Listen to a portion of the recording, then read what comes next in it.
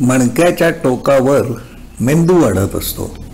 अप्रगत प्राण्याचा मेंदू विचार करणे, नवीन काही शिकणे मुख्यतः यासाठी बनवलेलाच नाही. जगण्यासाठी आवश्यक असलेली बरीच माहिती त्यांना जन्मतःच मिळत असते. मानवाच्या तुलनेत त्यांना फार कमी गोष्टी शिकाव्या लागतात. सुगरणीच्या पिल्लाला घरटे कसे बांधायचे हे शिकावे लागत नाही. शरीर पेशीने तयार होत असते. पेशी म्हणजे नेमून दिलेले विशिष्ट काम करणारी यंत्रे आहेत असा विज्ञानाचा दावा आहे. पेशी व्हायरसना मन असते का? माहीत नाही. सजीव म्हणजे ज्याला मन आहे अशी व्याख्या केली तर पेशी नाही मन असते हे मान्य करावे लागेल. मनाचे वेगळेपण म्हणजे त्याला एका मर्यादेपर्यंत निवडीचा अधिकार असतो. बहुता प्राण्यांना स्वतःच्या वर्तनाला आवर घालण्याचे स्वातंत्र्य नसते. मानवाने ठरवले तर तो संयम पाळू शकतो, स्वतःच्या आवेगांना आवरू शकतो. सरपटणाऱ्या प्राण्यांना ती मुभा नाही. रेप्टाईल कॉम्प्लेक्स या मेंदूच्या केंद्रामधून सोडण्यात आलेल्या रसायनांमुळे साप चावत असतो. सूड काढायचा, ज्याने कळ काढली त्याला धडा शिकवायचा असा विचार करून साप माणसाला चावत नाही. हे असे विचार फक्त माणसाच्या मनात येत असतात. असंख्य प्राण्यांचा मेंदू हा फक्त शरीर रक्षण, श्वासोश्वास, पुढील पिढी जन्माला ठेवणे एवढ्याचसाठी बनविलेला असतो. प्रगतीच्या टप्प्यावर मेंदूतील गुंतागुंत वाढत गेली. या बदलातून विचार करणारा, भावनांच्या लाटा निर्माण करणारा मेंदू प्रगत होत गेला. बदलाच्या प्रक्रियेतून मानवाच्या वाट्याला खूप मोठ्या आकाराचा नवबाह्यक निओकॉर्टेक्स असणारा मेंदू आला.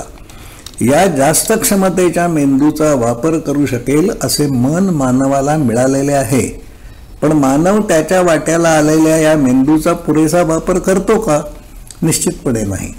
बरीच जास्त क्षमता असणारा मेंदू मिळूनही आहार, निद्रा, मैथून आणि आजच्या जगात पैसे, सत्ता मिळवणे या पलीकडील विचार माणसे करीत नाहीत. मेंदूतील माहितीच्या साठ्याचा वापर करण्यासाठी कल्पक, संस्कारित, सक्षम मन असावे लागते.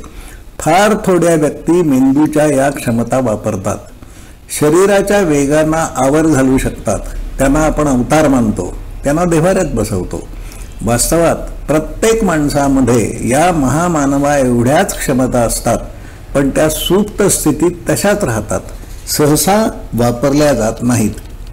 मेंदू हे हार्डवेअर आहे.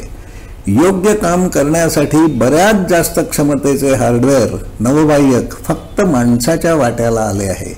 सुमारे 12,000 वर्षांपूर्वी शेतीची सुरुवात होण्याआधी जंगलाच्या आश्रयाने राहणाऱ्या हंटर गॅदरर्सच्या वाट्यालाही आपल्या एवढ्याच आकाराचा मेंदू आला होता.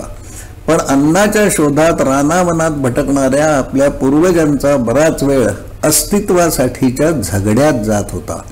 माहिती तंत्रज्ञानाच्या युगात जगत असणाऱ्या माणसाला अन्न मिळवण्यासाठी आणि स्वतःला अस्तित्वात ठेवण्यासाठी आपल्या पूर्वजां एवढे झुंजावे लागत नाही.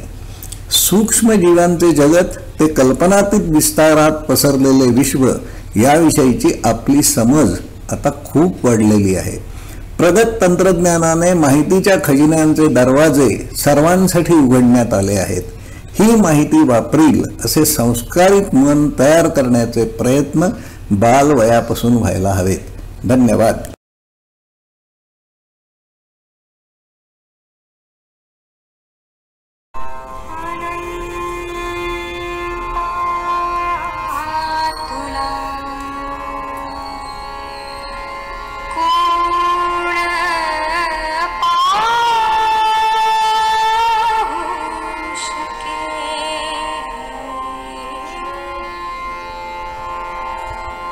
आनंद